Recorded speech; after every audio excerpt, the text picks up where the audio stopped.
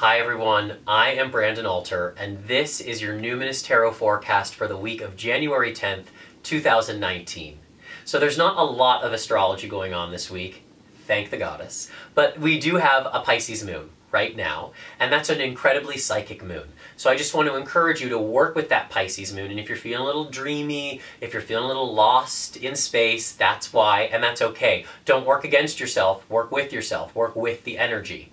Tomorrow the moon's going to be void all day. So what is a moon in void, or a void moon? Remember that the moon changes signs every 2 or 3 days. So the void is when the moon is transitioning from one sign to the other. Basically, there are no aspects, there are no planets that are talking to the moon. The moon's kind of alone.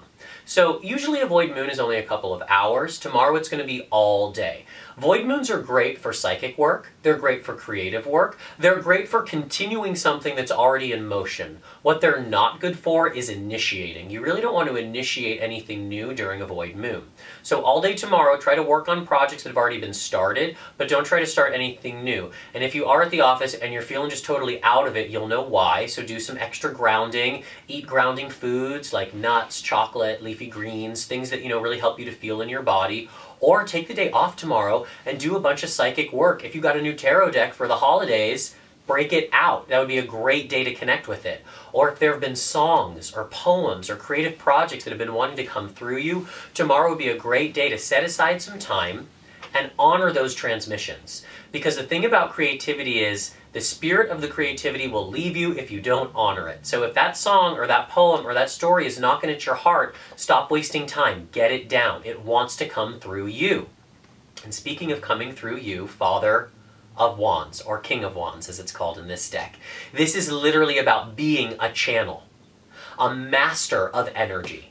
When we think about wands, we're thinking about the things in our lives that spark sexuality, creativity, and spirituality. Energy with a capital E. And the King of Wands is a master of this. I like to think of fathers because, like kings feel a little like, like monarchical. And fathers have a family they're taking care of. So remember that when you pull a king card or the father card, you are being asked to take care of the people around you, not just yourself.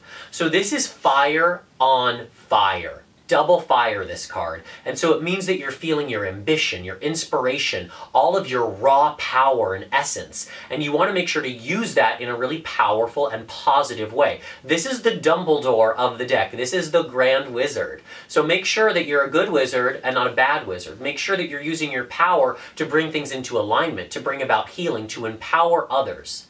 The thing is, you can be a king even if you're not a boss. Even if you have coworkers or peers or family members, you can still take it upon yourself to hold space for them.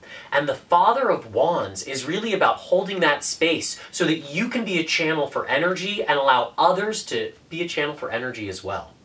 So this should be a really exciting week. Once we clear that void moon, and then moon moves into Aries, which is so much fire, we should really be feeling like we're kicking and grooving along. So I hope that this week brings you lots of excitement, lots of energy, and remember, you are the King of Wands. You are the Father of Wands. It doesn't matter what your gender is. You are this archetype. So as you move through your days, as you move through this week, keep relating to yourself as somebody with raw power, as somebody that knows how to pivot, how to plan, and how to strike. Know when to wait, know when to reserve yourself, and then know when to pounce. And you will be channeling the King of Wands. Thank you as always for letting me deliver these messages to you, and I will see you next week.